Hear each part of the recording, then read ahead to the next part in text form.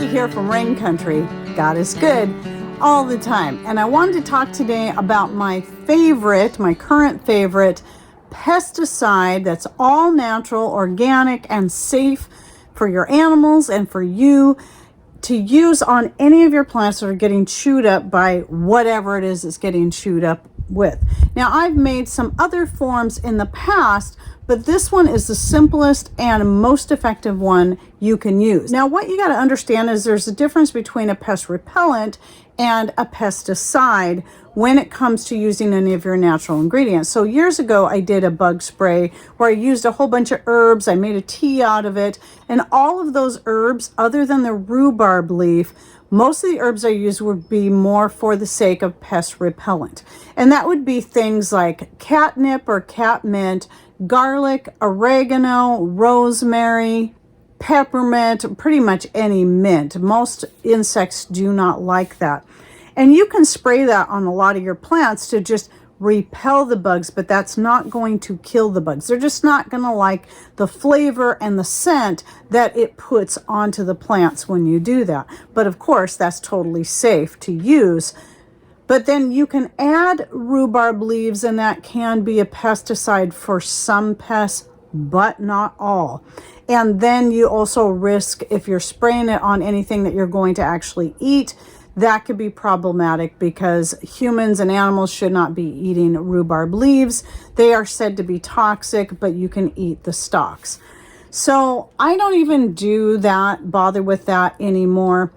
Now it's just two ingredients, and that is neem oil. So this is organic. Again, it's completely safe. You can take this internally. You can use this topically. You can use this for your pets. It's not going to hurt anybody, but when it comes to insects, it kills them on contact. So a little bit of neem oil. It can be expensive, especially when you're buying a whole gallon, but it's what I recommend doing for the best value. And I'll link to either this one or the one I bought before. I think I bought this one more recently because it was a better price than the one I bought years ago.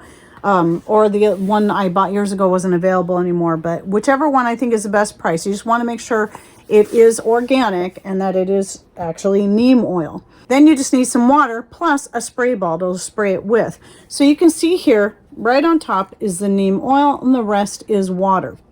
So when it comes to mixing it, you just need 1 tablespoon approximately per each pint. So this bottle is a quart, so I put 2 tablespoons. I always like to go just a little higher than that. And then you want to make sure you shake it up really well every time you're using it and while you're using it. So what I do before I use it, I shake it, I start spraying it immediately. I don't give it time to settle it all, and then spray it, and then shake it, and then spray it, and then shake it and spray it the whole time I'm using it. And I have found this to be the best method. Now, yes, you can add dish soap. That does help also repel pests and also helps whatever you're spraying on there to stick to the plants. However, I stopped doing that because what I found is that the dish soap can sometimes fry your plants. If you get a really hot day, you spray that on there, and then it gets really hot, it'll just fry your plants. That's what happened to me last year. So I have this gooseberry out front, and for whatever reason, every single year, and I think I did narrow it down to it being sawfly larvae that just chews them, and overnight they can practically decimate the whole plant. So you got to really watch for them and then immediately start spraying. Around here, because we get so much rain, it's something I have to do repeatedly while those things are in that stage. Once they get past that stage, and they're gone, I'm fine.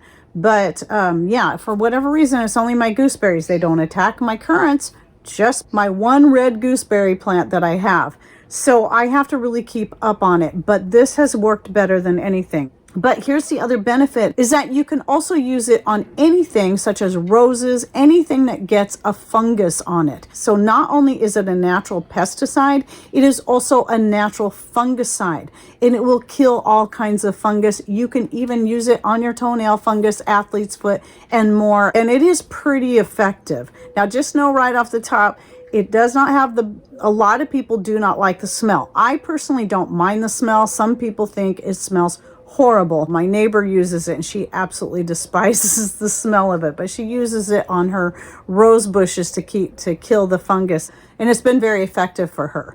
So that's the other added benefit. And by the way, you might have already seen me do a short on this. I planned on doing it because I plan on doing a short, but that's going to publish before this so I can get the information out sooner, since my full-length videos like these are always farther out, about 6 weeks out from the time they were shot to the time they finally publish.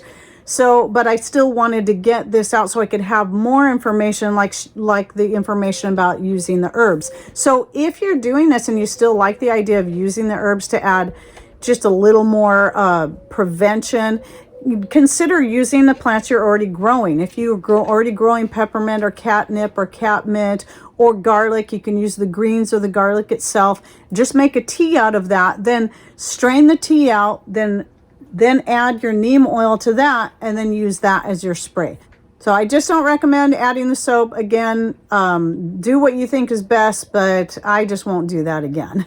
So anyway, I hope you found this video helpful, and give it a try and see what you think. If nothing else, I still think it's a really good idea to have that neem oil on hand because it has other uses than just a pesticide for your plants. And again, it is totally safe to consume. So if you eat something off there, it might taste a little weird, and you forget to wash it off, it's not going to hurt you, your children, or your pets. Oh, and one more thing I forgot to say is these particular bottles I got on Amazon, they've been some of the best spray bottles I've used so far. I've bought a few sets of them, so I'll link to these down below, or just whatever spray bottle you have on hand or can find at your local store.